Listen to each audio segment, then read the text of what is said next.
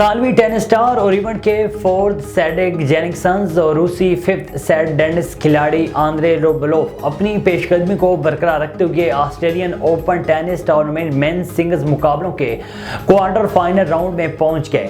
Australia کے شہر Melbourne میں جاری 112واں میگا ایونٹ میں جمعے کو کھیلے گئے مینز سنگلز مقابلوں کے pre quarter final round match میں اطالوی ٹینس اسٹار اور ایونٹ کے فورتھ سیڈک جینکنسن نے شاندار کارکردگی کا مظاہرہ کرتے ہوئے روس کے حریف ٹینس کھلاڑی کیرن خچنوف کو سیٹ سیٹس میں 6-4، 7-5 اور 6-3 سے شکست دے کر ٹورنامنٹ کے ٹاپ 8 راؤنڈ کے لیے کوالیفائی کر لیا۔ Super star footballer Cristiano Ronaldo اپنے سعودی فٹ بال کلب النصر کے ساتھ چین پہنچ گئے۔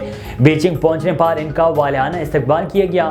میڈیا رپورٹس کے مطابق سعودی عرب کے النصر فٹ بال کلب کی ٹیم اتوار کے روز چین پہنچی ہے، جہاں وہ 10 روزہ تجاری کے دورے کے دوران چینی فٹ بالروں کے ساتھ دوستانہ میچ کھیلے گی۔ فٹ بال ٹیم کا بیجنگ پہنچنے پر مداحوں کی جانب سے تاریخی اور پروقار استقبال کیا گیا۔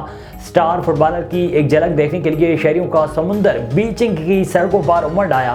متحدہ عرب امارات میں گلوب ساکر ایوارڈز کی تقریب میں اعزاز سے نوازے جانے کے چند دن بعد ٹیم کرسٹیانو رونالڈو کی چین پہنچنے پر مداحوں کے استقبال کے مناظر سوشل میڈیا پر تیزی سے وائرل ہو رہے ہیں۔